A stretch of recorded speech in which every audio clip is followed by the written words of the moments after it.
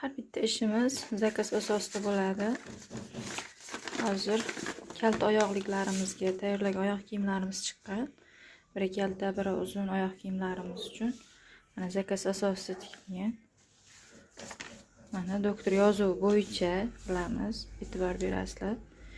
Ukrasheniyasi 3 ekan, 3 cm. Oyoq kiyimda 3 cm kaltalik bor degani. Mana farqi bilinib turadi. Bunaqa oyoq kiyimlarimiz mana zakaz bo'yicha bularimiz. Mana buni ham ko'rishingiz mumkin. Oyoq kiyimimizda Ukrasheniyalari 6 deb ko'rsatilgan. Zakazlari bo'yicha oyoq kiyim 41 razmerga tayyorlangan oyoq kiyimimiz. Mana ko'rishingiz mumkin, bu oddiy oyoq kiyim. Razmer bo'yicha 41 razmerga tikilgan oyoq kiyimimiz. Bu oyoqlari sog'lom oyoqlari, bu oyoqlari kalta oyoqlari. E'tibor berasizlar. Mana 6 cm qo'shilgan oyoq kiyim.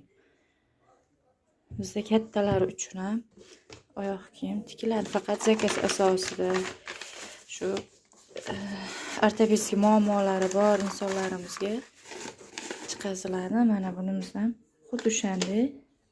Bunimiz ukrasheniyasini hozir ko'rib e'tibor berishingiz mumkin. Ukrasheniyasi aytyapti 8,5 cm. Chap oyog'i 8,5 cm ko'rsatishyapti. Mana hozir o'ng oyog'imiz sog'lom, demak chap oyog'imizda mana 8 cm razницasi bor deyilgan. Kalta oyoqliklarga ham bizda ishlab chiqarib berish imkoniyati bor. Ayollarimizga ham xuddi shunday shu modellardan mana ko'rishingiz mumkin. Ayollarga ham xuddi mana shunday qilib qo'shib oyoqlarini kaltaliklarini bildirmagan holatda buni kiyib yurishsa albatta oyoq bir kaltaligi umuman bilinmaydi. Buni zakazlarimiz juda ham yaxshi bilishadi. Bizning klientlarimiz juda yaxshi tajribaga ega bu haqda. Mana ko'rishingiz mumkin bugungi kunlik zakazlarimiz.